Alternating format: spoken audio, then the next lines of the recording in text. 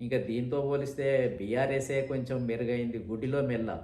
అంటే కాంగ్రెస్ పార్టీతో పోలిస్తే కనీసం బీఆర్ఎస్ అయినా కొంత మెరుగైంది అనే భావన ఈ జూబ్లీ హిల్స్ ఉప ఎన్నికలకు సంబంధించి అభ్యర్థిని ప్రకటించిన తర్వాత ఓటర్సులలో, ముస్లిం సంఘాలలో, ముస్లిం నాయకులలో సర్వత్రా ఒక చర్చ వినిపించింది.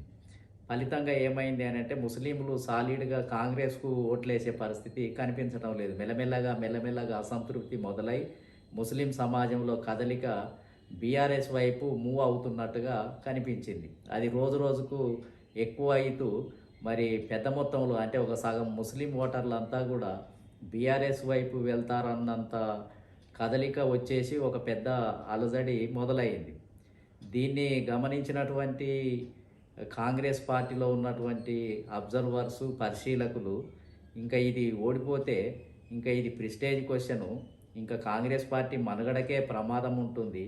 కాబట్టి ఎట్టి పరిస్థితుల్లో దీన్ని జార విడుచుకోకూడదు అని చెప్పి మొత్తం ఏందనంటే సిగ్గు విడిచి ఆఖరికి ఏందనంటే చేసినటువంటి 2 సార్లు అవమానించబడి అవమానం చేసినటువంటి కాంగ్రెస్ పార్టీ ఇప్పుడు మైనారిటీ వర్గాలకు ఒక మంత్రి పదవి ఇవ్వాలని సడన్‌గా నిర్ణయించింది.